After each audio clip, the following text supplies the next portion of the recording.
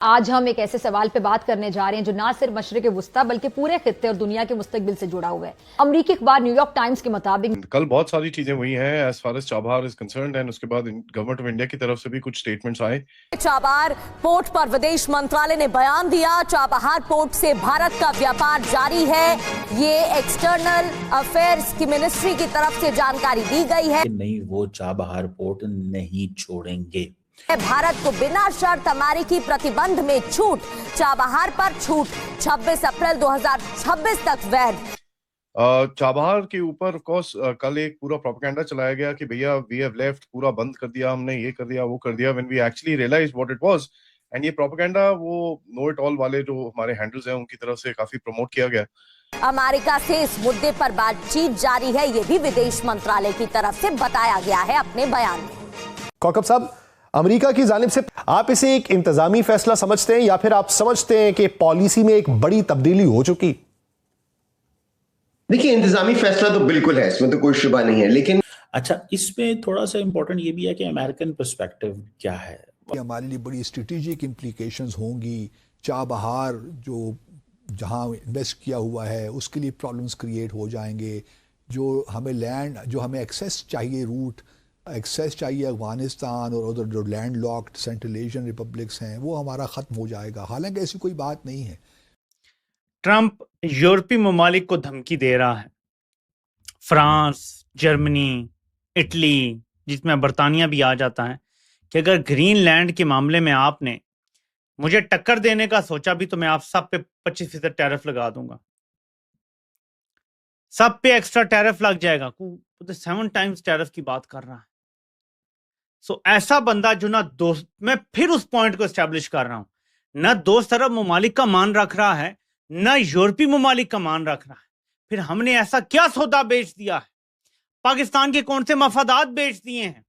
क्या पाकिस्तान का एटमी निजाम बेच दिया है? क्या हमने ऐसा बेच दिया है कि ट्रंप कहता है ये मेरा फेवरेट मील मार्शल है, लेकिन यूरोप से भी लड़ने के लिए तैयार है, अरब ममालिक की भी तारीफ करने के लिए तैयार नहीं है, किसी से मुंह लगाने के लिए तैयार नहीं है, मोदी तक को रुसवा कर रहा है। सोचें कि क्या किया गया होगा, because there are no free lunches. Trump एक बिजनेसमैन है और अमेरिका तो वैसे भी दोस्ती नहीं करता, अमेरिका सिर्फ मफादात देखता है। ये बड़ी खतरनाक चीजें हैं, काश हम लोग ये समझ सकें और गहराई में जा सकें। एक तरफ तो ये चीज है। अच्छा, दूसरी तरफ अगर आप ये देखें कि जो इंडियंस हैं, वो जब ये बात चली है कि तो गवर्नमेंट डिनाई कर रही है कि हम एग्जिट नहीं कर रहे, कि इंडिया जो है वो एग्जिट नहीं करेगा चाबहार पोर्ट पे, इंडिया ने डिसाइड नहीं किया इसको छोड़े और इंगेजमेंट वो जारी रखेंगे और इस तरह की चीज़ें हैं। और दूसरा ये है कि इंडिया को स्पेशल कंडीशनल सैंक्शंस वेवर दिया गया था अमेरिका की तरफ से, और वो वेवर जो है वो अप्रैल 2026 में एक्सपायर हो जाना है। इंडिया मुसलसल कोशिशें कर रहा है कि वो अमेरिका को एग्री करा लें, सवाल ही पैदा नहीं होता। इस मामले में पाकिस्तान ने बड़ी क्लियर अप्रोच रखी और पाकिस्तान ने कहा कि नहीं यार, ये एक लॉन्ग टर्म तलवार आपके ऊपर है, ये नहीं रहेगी। हमारा, आपको याद होगा कि हमारा ईरान पाकिस्तान गैस पाइपलाइन का प्रोजेक्ट भी चला था, लेकिन वो भी बेल किसी मुंडे नहीं चढ़ सकी। The reason behind sanctions, Pakistan is not going to go against country. हम नहीं कर सकते सैंक्शन, मुल्क, एंटिटी, ग्रुप, बैंक के साथ हम कैसे काम कर सकते हैं। और इंडिया जो है वो अबैंडन नहीं करेगा चाबहार को, ये वो कह रहे हैं। इसकी स्ट्रेटेजिक वैल्यू है और कोई ना कोई प्रैक्टिकल डिप्लोमेटिक रास्ता वो कहते हैं हम निकाल लेंगे। मैं नहीं समझता इंडिया निकाल पाएगा, इंडिया को यहाँ से निकलना पड़ेगा, ठीक है। और ये जो Iran Freedom and Counter Proliferation Act है, ये जो वो कहते हैं कि anyone doing business with Iran, उसको sanction, Iran Freedom and Counter Proliferation Act है, ये ICFA है, इसको समझ लेना चाहिए। और यूएस समझता है कि ये एक हमें ये सब कुछ करना बहुत ज्यादा जरूरी है, प्रेशर रखना चाहिए। And they try to create a whole scare saying कि भैया चाइना घुस जाएगा, इंडिया का पूरा लॉस है, ये है वो है। The main thing that is there is that we've just stepped away for a little bit from the operations of the port, and उससे geopolitical impact क्या है उसके बारे में थोड़ी सी बात करेंगे। But एक चीज यहाँ पर we have to establish that are we willing to take the risk with America against Chabahar? क्या is it risk worthy or not? Also we will discuss. Satyajit भाई नमस्कार. नमस्कार आदि भाई। नहीं, चाइना के बारे में जो लोग बोल रहे हैं कि चाइना का तो $400 बिलियन का जो इन्वेस्टमेंट ईरान में होना था, अगर वो होता तो ईरान का ये हाल होता ही नहीं। तो चाइना क्या चबार लेगा, वो तो कोई इन्वेस्टमेंट कर ही नहीं पाया है बेसिकली। देखिए, ये जो चबार पोर्ट वाला इशू है, इसका मतलब शुरुआत जो प्रॉब्लम्स हुआ स्टार्टेड समथिंग अराउंड 2017-18 से।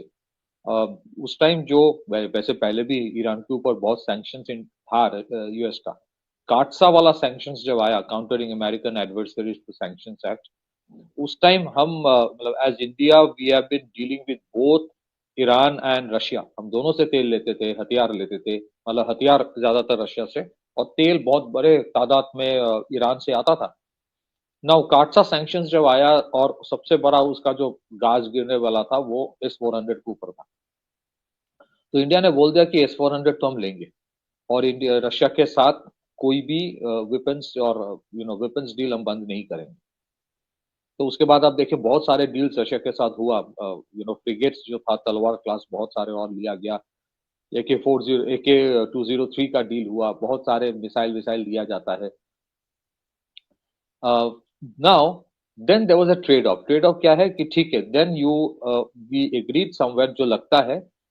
नमस्कार दोस्तों, जय हिंद। दोस्तों, कल भारत में एक ऐसी चौहार पोर्ट पर फेक न्यूज़ चली जो आज भारत के गवर्नमेंट ने उस पर कड़ा एतराज़ जताते हुए जवाब दिया है कि भारत चौहार पोर्ट से एग्जिट नहीं कर रहा है। जैसे ही ये खबर सामने आई, पाकिस्तानी मीडिया में चीख पुकार मच गई कि भारत को ये छोड़ना ही होगा। और जिस तरह से आपने चीमा को सुना कि उसको लगता है कि भारत इस चौहार पोर्ट से बाहर निकल जाएगा, लेकिन ऐसे होने नहीं जा रहा है।